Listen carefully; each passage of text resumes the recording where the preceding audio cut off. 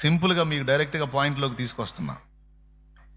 ఇప్పుడు మీరు ఎవరికైనా లోకస్తులకు క్రీస్తుని పరిచయం చేయడానికి అద్భుతాలను వాడారనుకో, చర్చికి రా, నీకెందుకు జబ్బులు తగ్గుతాయి, అప్పులు తీరుతాయి, సమస్యలు పోతాయి, ఉద్యోగం వచ్చిద్ది, పిల్లలు పుడతారు అని నువ్వు చెప్పావు అనుకో,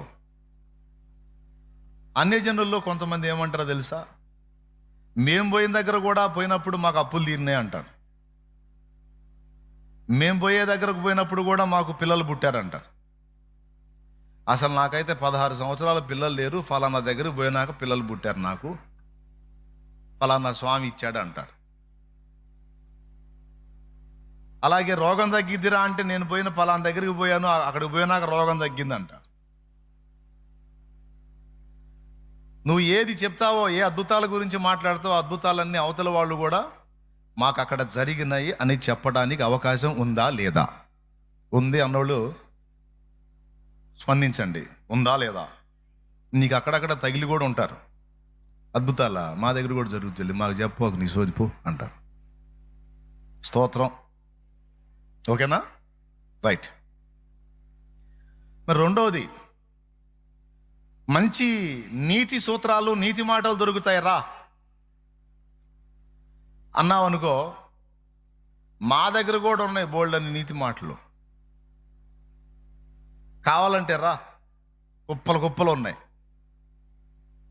నువ్వు ఎన్ని నోట్సులు రాసుకుంటావో రాసుకో, కుప్పలు కుప్పల నోట్సులు సరిపోయేంత నీతి మాటలు మా దగ్గర ఉన్నాయి అంటారు. చెప్పిన ఇతర విశ్వాసాల్లో ఉన్నవాళ్ళు వాటన్నిటినీ చెప్తారు. మరి నువ్వు ఇక ఏది చెబితే వాళ్ళు నోరెత్తరు అంటే ఒక్క సిలువ విషయం తప్ప ఇక వాళ్ళు అన్ని సంగతుల విషయమే నోరెత్తుతారు. ఎందుకంటే ఇతర మతాలలో దేనిలో కూడా లేనిది, ఒక బైబిల్లో మాత్రమే ఉన్నది, యేసు మాత్రమే నెరవేర్చినది సిలువ కార్యము. దేవునికి స్తోత్రం కలుగును గాక. ఏం లేదు, సిలువ లేదు. కాబట్టి ఒక వ్యక్తిని కార్నర్ చేయాలి అంటే, మానవ జాతిని నిత్య నరకము నుండి తప్పించడానికి, మానవ జాతిని పాప విమోచనలోనికి తీసుకొని రావడానికి అద్భుతాల, ఆశ్చర్యాల, సూచక్రియల, మహత్కార్యాల, నీతి మాటల, నీతి సూత్రాల ఇవేవి కాదు. దేవుడే తనను తాను బలిగా అర్పించుకున్నటువంటి ఘట్టము సిలువలో జరిగింది. ఆ సిలువ మాత్రం ఇక దేనిలో లేదు. కొన్నింటిలో సిలువ సూచనగా కనబడినా వాళ్ళు దాన్ని గుర్తించే పొజిషన్లో లేరు. సిలువ స్పష్టముగా చెప్పబడింది పరిశుద్ధ బైబిల్ గ్రంథములో మాత్రమే. అందుకే పౌలు అన్నాడు, నేను మీ దగ్గరకు వచ్చినప్పుడు వాక్చాతుర్యముతో కానీ జ్ఞానాతిశయముతో కానీ వచ్చిన వాడను కాను. అంటే వాక్చాతుర్యం అంటే తీయని లాలన మాటలు, అలాగే లోక సంబంధమైన జ్ఞానం.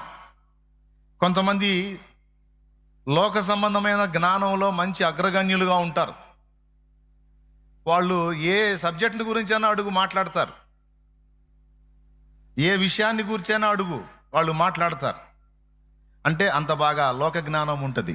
దాన్ని జ్ఞానాతిశయము అంటారు. వాళ్లకు కలిగినటువంటి జ్ఞానాన్ని బట్టి అతిశయపడతా ఉంటారు. నేను మీ దగ్గరకు వచ్చినప్పుడు నాకు తెలిసిన సబ్జెక్టులను మీ ముందు విశదపరచడానికి నా జ్ఞానము దాన్ని గూర్చి అతిశయపడటాన్ని నేను ట్రై చేయలే. ఎందుకంటే నా జ్ఞానాన్ని నేను చూపించుకున్నాను అనుకో, మీ దగ్గర కూడా నాకు మించిన జ్ఞానులు ఉంటారు, మా దగ్గర కూడా జ్ఞానం ఉందంటారు. ఇంకా నేను ఏవి చేసినా మా దగ్గర కూడా అవి ఉన్నాయి అంటారు మీరు.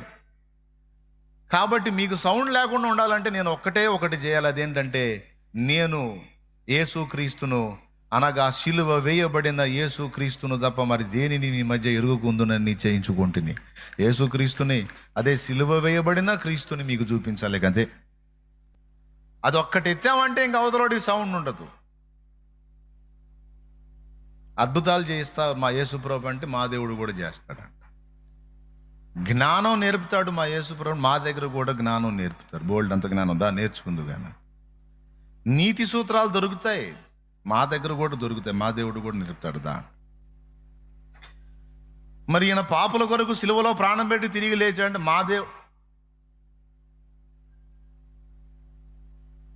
మనోడు చేయలేదుగా పని. ఇది మాత్రం మా దగ్గర లేదు. లేదు కదా, అందుకు రావాలి, ఇప్పుడు యేసు దగ్గరికి రావాలను అని పిలుస్తాం మనం.